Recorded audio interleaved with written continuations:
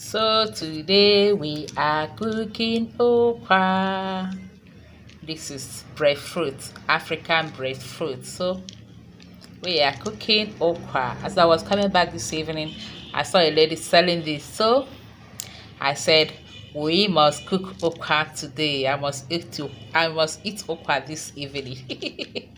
So join me, let's eat this okra. First of all, I'm going to wash the okra. After washing it, we then continue with the cooking, or we start with the cooking.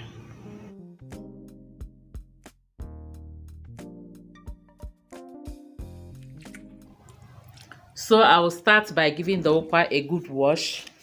This will help to remove the sand that normally goes with peeling off the skin, and also to um, sieve out some of the skin that is still in the okra there. You're seeing those black things. That's the part of the skin found in the okra even after peeling it off. So that's the okra skin.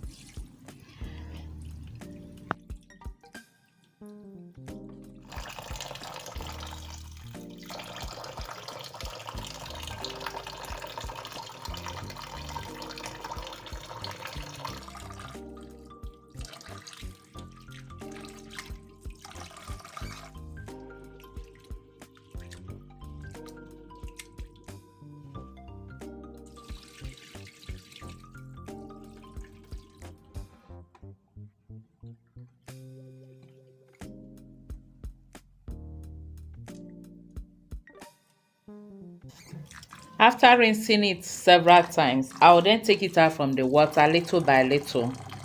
I'm not pouring it out, I'm taking it out little by little before transferring it to my pot. And to cook it, I'm using my pressure pot. You can use ordinary pot or any pot you have, but because I want this to cook so quickly, I'm going to use my pressure pot. If you are using ordinary pot to cook it, you can also add potash or ngo. That will help to soften it or cook it fast.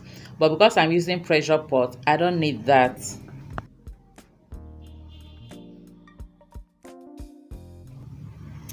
After about 20 minutes, the breadfruit is well cooked.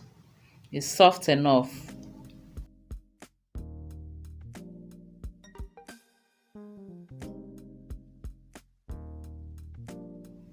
Next, I'll add some salt to it, cover and cook it again for about 5 minutes. I'm doing this because I want to take out some of the mirokwa. Ever since a friend taught me about this, I love drinking the mirokwa, so I'll take out some before I add other ingredients to the okwa.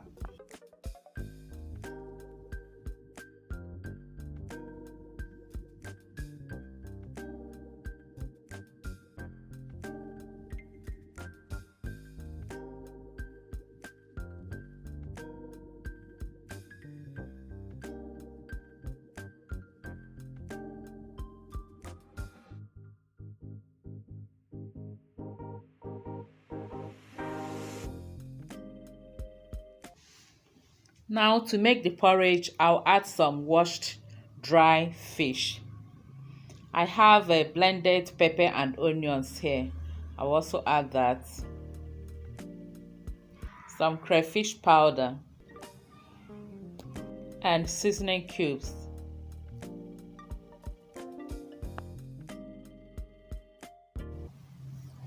You can cover and cook it this way without adding palm oil. But because I want that signature yellow color of the okra porridge, I'm going to add about 2 tablespoons of palm oil to it. Then I will stir and continue cooking.